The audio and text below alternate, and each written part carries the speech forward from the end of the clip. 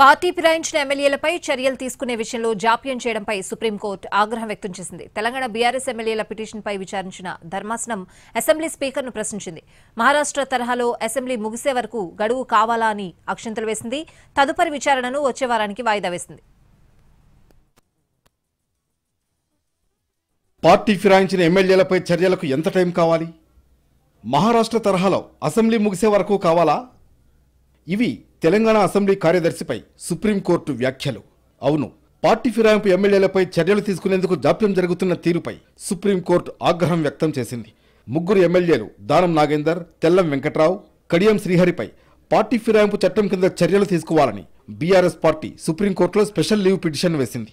దీనిపై విచారణ చేసిన దేశ అత్యున్నత న్యాయస్థానం ఈ వ్యాఖ్యలు చేసింది. బీఆర్ఎస్ ఎమ్మెల్యేలు పాడి కౌశిక్ రెడ్డి, వివేకానంద వేసిన పిటిషన్పై justice B R Gavai, justice Augustine జార్జితో కూడిన ద్విసభ్య ధర్మాసనం విచారణ జరిపింది.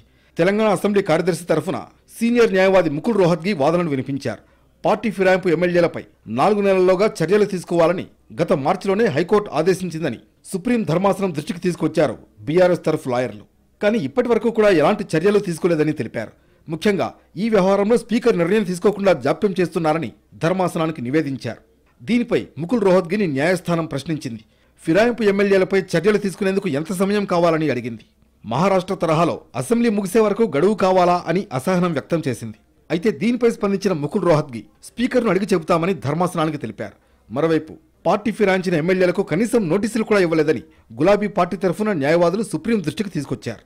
అంతేకాదు, స్పీకర్ చెబుతున్న రీజనబుల్ టైంకు నిర్దిష్ట టైం ఫ్రేమ్ ఫిక్స్ చేయాలని కోరారు.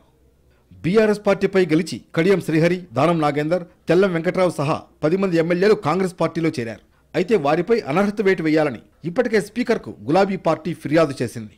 స్పీకర్ ఇప్పటి వరకు ఎలాంటి చర్యలు తీసుకోకపోవడంతో హైకోర్టును ఆశ్రయించింది. నెలలు గడుస్తున్నా చర్యలు లేకపోవడంతో సుప్రీంకోర్టులోనూ స్పెషల్ లీవ్ పిటిషన్ దాఖలు చేసింది.